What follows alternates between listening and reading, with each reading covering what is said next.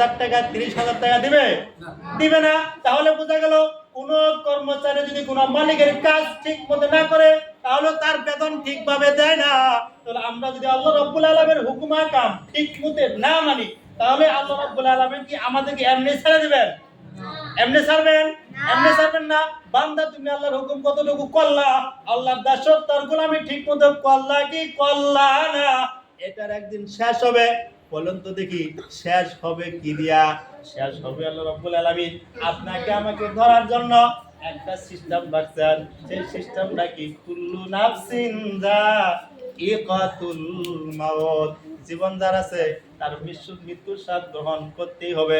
তাহলে বোঝা গেল আমরা তো হ্যাটাম দেখাই, যত শক্তি দেখাই, ক্ষমতার বাহাদুরি দেখাই, মনে যা চাই তা করলাম। এগুলো ধরার জন্য আল্লাহ রাব্বুল আলামিন মৃত্যু নামক একটা স্টেশন দিয়েছেন। এ বান্দা এখানে যায় তোমাকে ধরব। কাকে ধরবে? আপনাকে আমাকে সেখানে ধরবে। এখন আপনি আপনার কাছে প্রশ্ন দেন, আমি আমার কাছে প্রশ্ন মিলাই। আমার 60 বছর হায়াতের জিন্দেগি অতিবাহিত হয়ে গেল, আমি কতটুকু আল্লাহর হুকুম মানলাম, আল্লাহ পাকের হুকুম আমি কতটুকু আদায় করলাম, কয়টা কাজ করলাম আল্লাহর বিধান অনুযায়ী। এখন যদি আমার মালাকুল মউত আমার বাড়ির দরজায় আইসা যদি কলিং বেল লক করে তাহলে আমি আল্লাহর দরবারে কি জবাব দিব?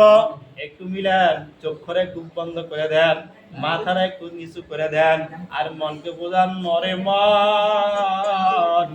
আল্লাহ রাব্বুল আলামিন আমাকে দুইটা সুন্দর চক্ষু দিলেন, সুন্দর দুইটা কান দিলেন, সুন্দর দুইটা হাত দিলেন, সুন্দর দুইটা পা দিলেন। এগুলো তো এমনি দেয় নাই, আল্লাহর দাসত্ব আর গোলামি করার জন্য। আর আল্লাহর দাসত্ব আর গোলামি যদি আমি ঠিক মতো না করি, আমাকে ধরার জন্য তো আল্লাহ রাব্বুল আলামিন মালাকুল মউত নামক একজন ব্যক্তিকে ফিট করে রাখছে। আর এই মুহূর্তে যদি আমার বাড়ির দরজায় মালাকুল মউত যদি আইসা কলিং বেল লক করে, আবার নিতর দেহটা এখানে নূর করিয়া থাকবে, মসজিদের মাইকে এলান হয়ে যাবে, আব্দুল করিম আর দুনিয়ায় নাই, আব্দুল রহিম আর দুনিয়ায় নাই, আব্দুল সাত্তার আর দুনিয়ায় নাই।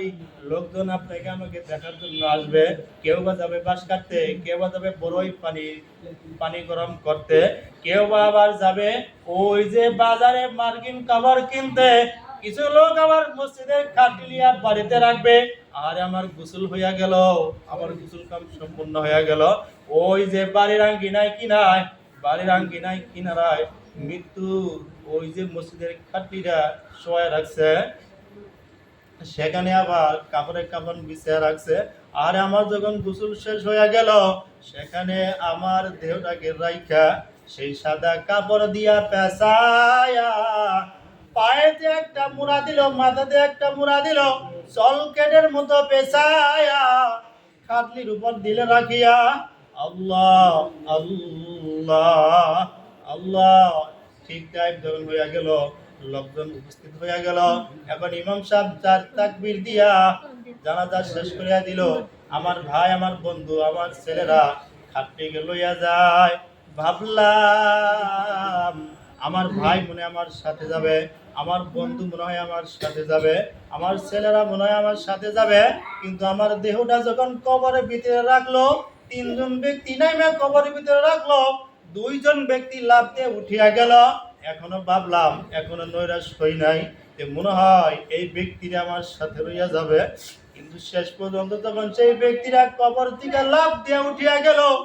আরে পাশের বিছানা যখন উপরে বিছাইয়া দিল, এখন তাকায়া দেখি নিচে মাটি, ডানে মাটি বামে মাটি, ডানে মাটি বামে মাটি, নিচে মাটির বিছানা।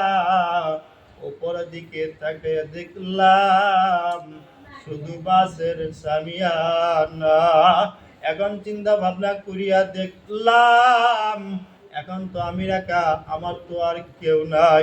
সব কিছু ভাবিয়া চিন্তা করিয়া দেখলাম আমার আল্লাহকে যদি আপন না করিয়া অন্ধকার কবরে যাই, আমার তো আর কোনো উপায় নাই, আমার তো আর কোনো উপায় নাই।